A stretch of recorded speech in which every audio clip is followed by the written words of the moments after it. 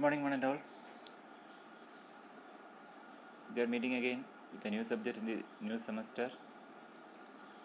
I hope all of you are doing fine at home. Stay safe. Slowly we will start studying this elective subject in the new semester. The subject is alternative energy, sources and management. This is overview of the course. This subject will be dealing with introduction to energy resources, various energy resources starting from fossil fuels and its pathways from the time of industrialization till today, various energy conservation methods, the concept of energy management, how to manage energy effectively and efficiently so that it will be available for the future generation, and tapping of various renewable forms of energy like solar, wind, biomass, geothermal and nuclear forms of energy.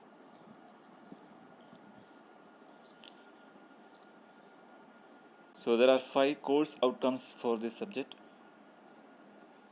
Course outcomes are the ones which you are going to learn by studying this subject. It is shortly known as COs, course outcome CO. CO1 is to understand the different energy sources and energy conservation methods and energy management techniques. CO2 is to understand the solar energy and its uses and its utilization techniques and methodologies to convert solar energy into useful form of energy. Third CO3 is to understand the wind energy and biomass energy. Again, the various resources, conversion methods, methodologies, etc. And the fourth CO is CO4, understand the working of nuclear power plants. So there we'll be studying nuclear fission, nuclear fusion, the components of the nuclear reactor, controlled fission or fusion, how it is possible. All those things will be dealt with in the section of nuclear power plants. And finally, the CO5 is to understand the geothermal energy and its sources. So geothermal energy, you might not have heard, it is energy contained inside the earth, that is below the surface of the earth. There are a lot of hot reservoirs of energy. Sometimes this hot energy is erupted as volcanoes, hot geysers, etc. So such resources would be studied under the section under the heading geothermal energy. So to study these various forms of energy and energy management and conservation techniques, you need to refer a lot of textbooks. Not a single textbook will contain all these things, but you no need to worry. Please listen to my classes carefully and note down the important topics and points and go through the PPTs carefully and raise your doubts on a daily basis towards the end of the class daily through the social media. Then to make sure that you are studying these topics on a regular basis, we will be conducting some tests or assignments or quizzes at the last class of every week through online. So be studious, attentive to each and every lectures. So coming back to the references, I have shortlisted 5 textbooks which are very simple, all written by Indian authors in simple English. The first textbook is Energy Sources by G.D. Roy by Kanna Publishers. It is moderately a good book to deal with all the topics except nuclear power plants. The second one also deal with the same but on a concise manner. The third one deal with all the energy resources, renewable energy forms in detail. It includes even IC engines, diesel, etc. The fourth one is specifically meant for solar energy. If you are interested to explore the various methods to convert solar energy to electricity or heating or cooling applications, this book would be ideal for you. So these books will be quite useful for your future projects as well as career growth in future applications if you are going for higher studies for BTech, etc. So these books will be quite useful for your higher studies also. Then the last one is for the last topic, that is nuclear power plants, power plant engineering by P.K. Nag. So I recommend you to purchase any of the first 3 books. That will be quite useful for you to read, or some soft copies also would be available. Please search for it. So let us begin the topic with an overview to energy. You have studied energy in thermal engineering. All of you know energy from your high school classes, right? Energy is the capability to cause any change. It is derived from the Greek word energia. Energia has become energy in English. It has got the units of joules. It is a thermodynamic property. Could you recollect which type of property it is? Intensive or extensive? Intensive properties are independent of the mass of the substance, and extensive properties are dependent on the mass, right? So energy is, since it is dependent on mass, it is an extensive thermodynamic property. And you have studied both the laws of thermodynamics, that is first law, second law, then there are 2 other laws also, zeroth law as well as third law of thermodynamics, right? So first law states that energy is conserved quantity wise, but second law states that energy is deteriorated quality wise. Am I right? So as per second law, all the processes occur in nature in the direction of decreasing quality of energy. So reduction in quality of energy means increase in entropy. The property defined by second law of thermodynamics is entropy. First law defines the property energy, second law defines the property entropy. So these are the statements with regard to energy as per first and second law of thermodynamics. Energy is conserved as per first law, or heat and work are mutually interchangeable. That is a statement of first law of thermodynamics. Second law of thermodynamics states that transfer of energy from a low temperature to high temperature is impossible without the help of an external agency. That is Clausius statement. And the Kelvin-Planck statement is, when a heat engine is operated between 2 reservoirs, that is a high temperature and low temperature reservoir, complete transformation of heat into work is impossible, or some heat is to be rejected, right? That is Kelvin-Planck statement. So all the energy conversions from a lower form to a higher form is governed by second law of thermodynamics.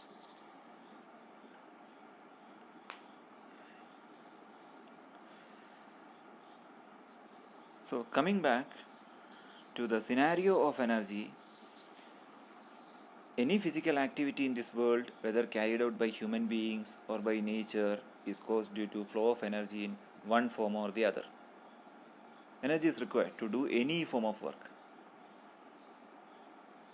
Before the Industrial Revolution that started 200 plus years back, people were essentially dependent on manual or animal labor to derive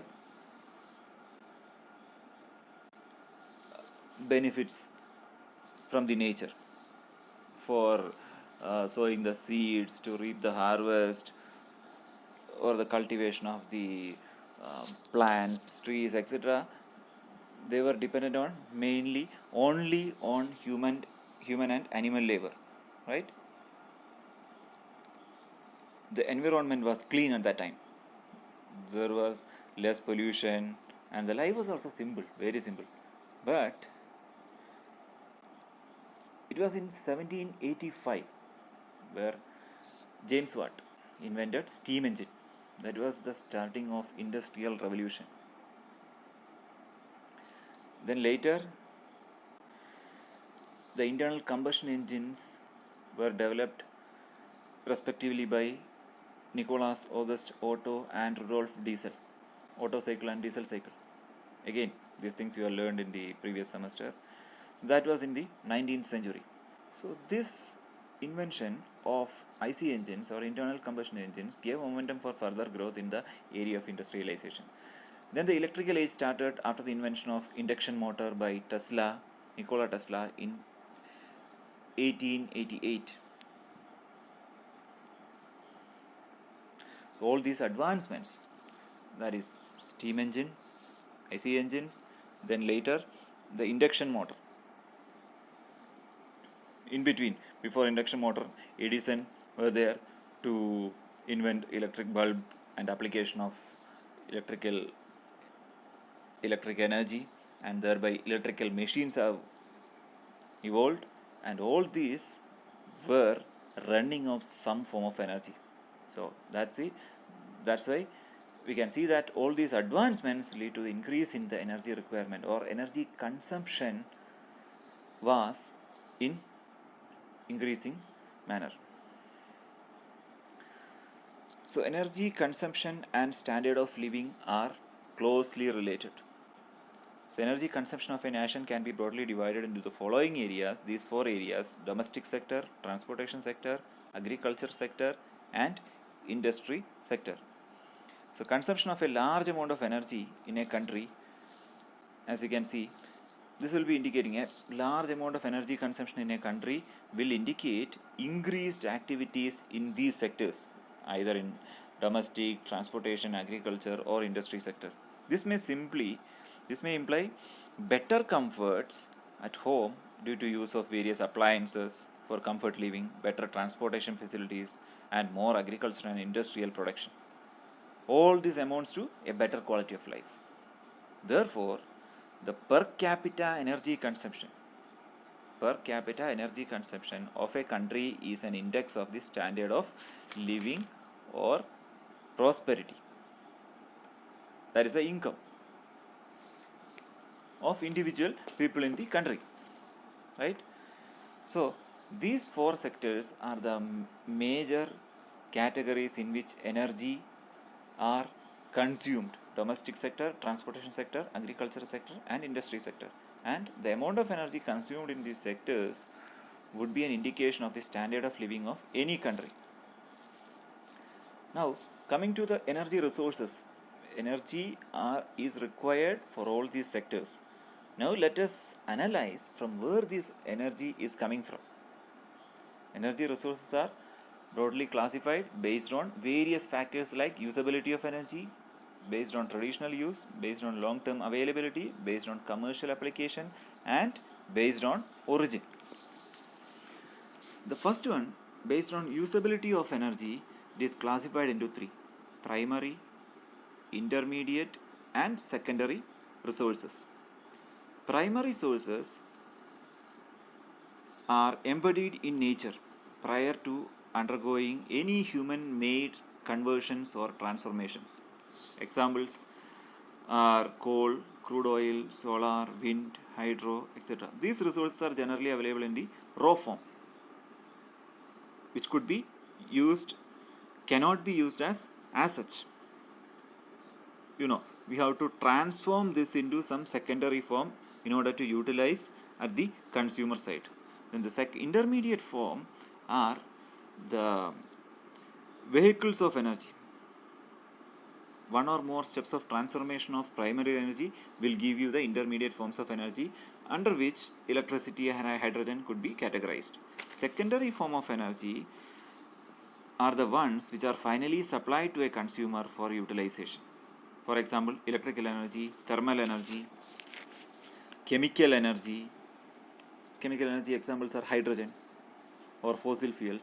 All these are secondary forms. So from the raw form of energy, that is primary form of energy, we have to do some transformations, modifications to make it in the useful form, which can be utilized at the consumer end. That is secondary form of energy. Now, based on traditional use, we can classify the energy into 2: conventional energy resources and non-conventional energy resources. Conventional energy resources are being traditionally used for many decades. Examples are fossil fuels, nuclear and hydro resources. It is there in use from time immemorial. And non-conventional sources of energy are considered for large-scale use after the oil crisis. Oil crisis were in 1973. It was in 1973. So before oil crisis, only conventional sources of energy were in use. After energy crisis only, people started thinking, researchers were going on how to make use of the non-conventional forms of energy like solar, wind, biomass, etc. Now, based on the long-term availability, energy resources could be classified into two: non-renewable resources and renewable resources. Non-renewable resources are which are finite in nature and which do not get replenished after their consumption. Once it is consumed, that's all, over, finished. Fossil fuels, uranium, all these are non-renewable. We cannot renew its resources. The nature will not replenish it. Fossil fuel, for example, it will take 100,000 years. Some fossil has to be lay down under the soil for 100 or 1000 years, then only it will get converted into fossil fuels, crude oil, right? But renewable forms of energy are inexhaustible in nature, that is, their supply is not affected by the rate of their consumption. Even though we consume it continuously, the supply will not get affected. It is there in abundant in nature. Based on commercial application, we can classify the energy sources into two again: commercial energy resource and non-commercial energy resource. The secondary usable energy forms such as electricity, petrol, diesel, gas, etc. are essential for commercial activities. These are commercial energy resources. Non-commercial energy resources are derived from nature and used directly without passing through a commercial outlet. For example, wood, cow dung, crop residues, etc. All these are non-commercial. Just for our household applications, we can use these things directly. You might have heard about it, or you might have seen the gobar gas plant using cow dung and crop residues for direct burning and drying. Then now, the last classification, the fifth classification of energy resources are based on origin. Is classified into fossil fuels, nuclear energy, hydel energy, solar energy, wind energy, biomass energy, ocean energy, and geothermal energy. This is based on the origin, from where the energy is obtained. Now, let us compare conventional source and non-conventional source. Conventional source, as you know, refer to traditional resources of power like charcoal, firewood, coal, petroleum, etc.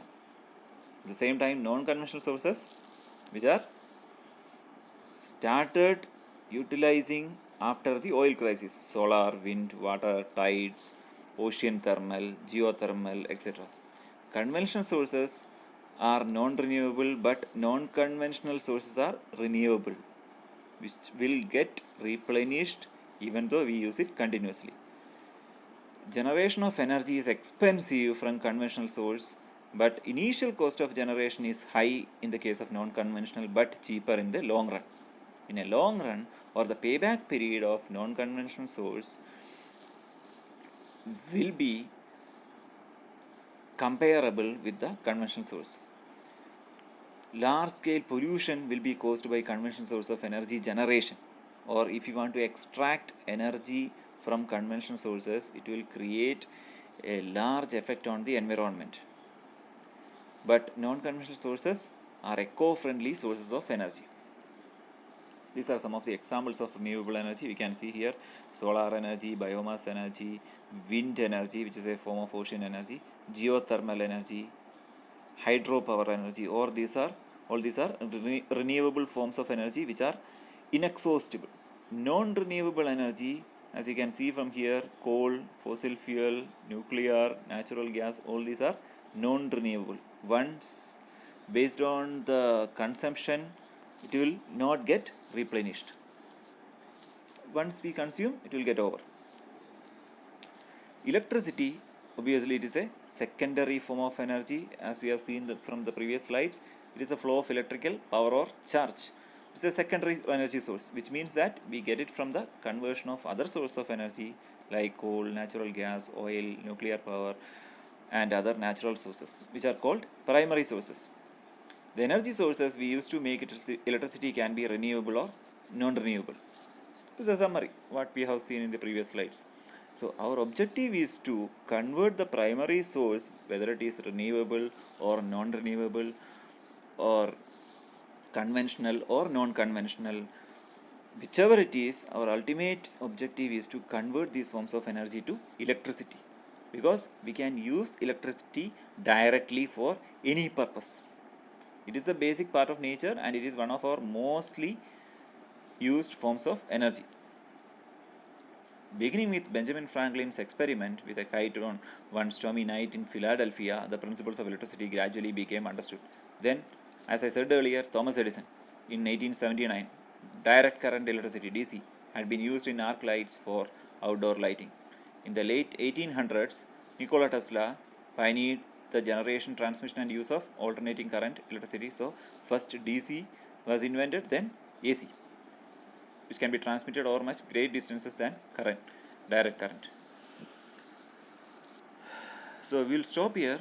We'll continue tomorrow with a detailed discussion on importance of non-conventional energy resources, then the energy chain, and advantages and disadvantages of conventional as well as the non-conventional source of energy. We will continue tomorrow. Please go through these slides and do comment and come back. If you have any doubts, please clarify. Read many resources related to these topics through internet. If you don't have any of these books at present with you, you can get a number of resources, especially from MNRE website, that is Ministry of Non-Renewable Energy, India, and US government website. You can get a number of resources for these renewable energy sources. Please go through that in your free time, and this very interesting subject.